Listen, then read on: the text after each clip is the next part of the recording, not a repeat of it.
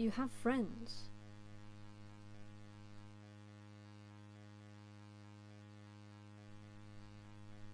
You have a lot of friends. What do you offer your friends to make them so supportive?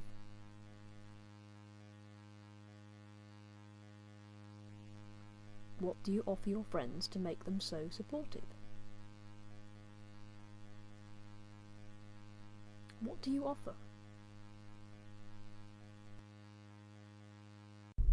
A consolidated consciousness resides in a darkened banqueting hall near the ceiling of a mind whose floor shifts as 10,000 cockroaches when a shaft of light enters, as all thoughts unite in an instant of accord, body no longer expellent as the cockroaches comprise a truth which no one ever utters. I had a night in which everything was revealed to me. How can I speak again? The broken hermaphrodite who trusted himself alone finds the room in reality teeming and begs never to wake from the nightmare. And they were all there, every last one of them, and they knew my name as I scuttled like a beetle along the backs of their chairs. Remember the light and believe the light, an instant of clarity before eternal night. Don't let me forget. I am sad. I feel that the future is hopeless and that things cannot improve. I am bored and dissatisfied with everything. I'm a complete failure as a person. I am guilty. I'm being punished. I would like to kill myself. I used to be able to cry, but now I am beyond tears. I have lost interest in other people. I can't make decisions. I can't eat. I can't sleep. I can't think. I cannot overcome my loneliness, my fear, my disgust. I'm fat. I cannot write.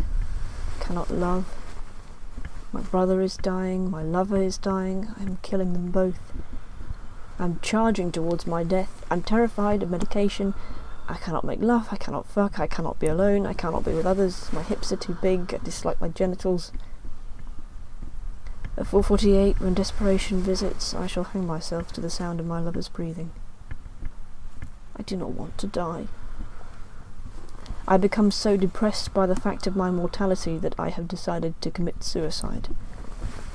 I do not want to live. I'm jealous of my sleeping lover and covet his induced unconsciousness. When he wakes, he will envy my sleepless night of thought and speech unslurred by medication. I have resigned myself to death this year. Some will call this self-indulgence. They are lucky not to know its truth. Some will know the simple fact of pain. This is becoming my normality.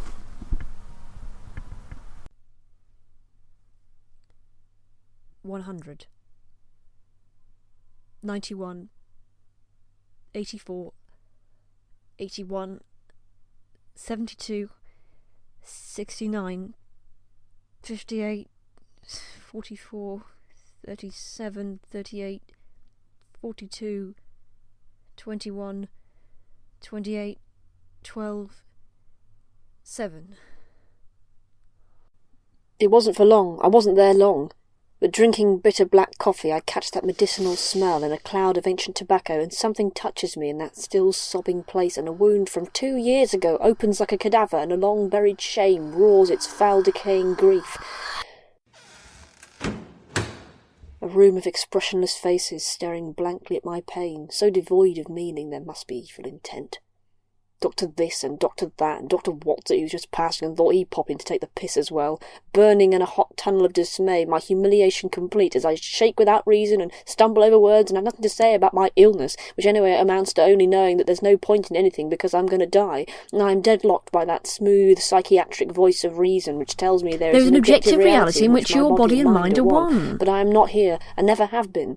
Dr. This writes it down, and Dr. That attempts a sympathetic murmur, watching me, judging me, smelling the crippling failure oozing from my skin, my desperation clawing and all-consuming panic drenching me as I gape in horror at the world and wonder why everyone is smiling and looking at me with secret knowledge of my aching shame. Shame, shame, shame, drown your fucking shame. Inscrutable doctors, sensible doctors, way-out doctors. Doctors who think we're fucking patients if you weren't shown proof otherwise. Ask the same questions, put words in my mouth, offer chemical cures for congenital anguish and cover each other's asses until I want to scream for you. The only doctor who's ever touched me voluntarily, who looked me in the eye, who laughed at my gallows humour spoken in the voice from the newly dug grave, who took the piss when I shaved my head, who lied and said it was nice to see me, who lied and said it was nice to see me. I trusted you. I loved you, and it's not losing you that hurts me, but your barefaced fucking falsehoods that masquerade as medical notes. Your truth, your lies, not mine. And while I was believing that you were different, and that you maybe even felt the distress that sometimes flickered across your face and threatened to erupt, you were covering your ass too, like every other stupid mortal cunt. To my mind, that's betrayal. And my mind is the subject of these bewildered fragments. Nothing can extinguish my anger, and nothing can restore my faith. This is not a world in which I wish to live. Have you made any plans? Take an overdose, slash my wrists, then hang myself. All those things together? It couldn't possibly be misconstrued as a cry for help. It wouldn't work. Of course it would. It wouldn't work. You'd start to feel sleepy from the overdose and wouldn't have the energy to cut your wrists. I'd be standing on a chair with a noose around my neck. If you were alone, do you think you might harm yourself? I'm scared I might. Could that be protective? Yes. It's fear that keeps me away from the train tracks. Just hope to God that death is the fucking end. I feel like I'm 80 years old. I'm tired of life and my mind wants to die. That's a metaphor, not reality. It's a simile. That's not reality. It's not a metaphor, it's a simile. But even if it were, the defining feature of a metaphor is that it's real. You are not 80 years old. Are you? Are you? Or are you? Do you despise all unhappy people, or is it me specifically? I don't despise you. It's not your fault. You're ill. I don't think so. No? No. I'm depressed. Depression is anger. It's what you did, who was there, and who you're blaming. And who are you blaming? Myself.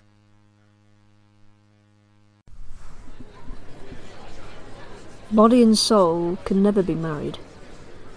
I need to become who I already am, and will bellow forever at this incongruity which has committed me to hell. Insoluble hoping cannot uphold me. I will drown in dysphoria, in the cold black pond of myself, the pit of my immaterial mind. How can I return to form, now my formal thought has gone? Not a life that I could countenance.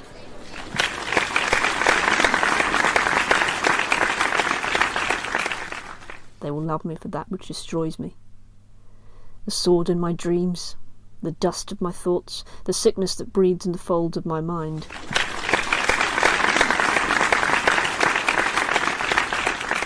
Every compliment takes a piece of my soul. An expressionist nag stalling between two fools. They know nothing. I have always walked free. Last in a long line of literary kleptomaniacs, a time-honoured tradition. Theft is the holy act on a twisted path to expression. A glut of exclamation marks spells impending nervous breakdown. Just a word on a page, and there is the drama. I write for the dead, the unborn. After 4.48, I shall not speak again. I have reached the end of this dreary and repugnant tale of a sense interned in an alien carcass and lumpen by the malignant spirit of the moral majority. I have been dead for a long time. Back to my roots. I sing without hope on the boundary.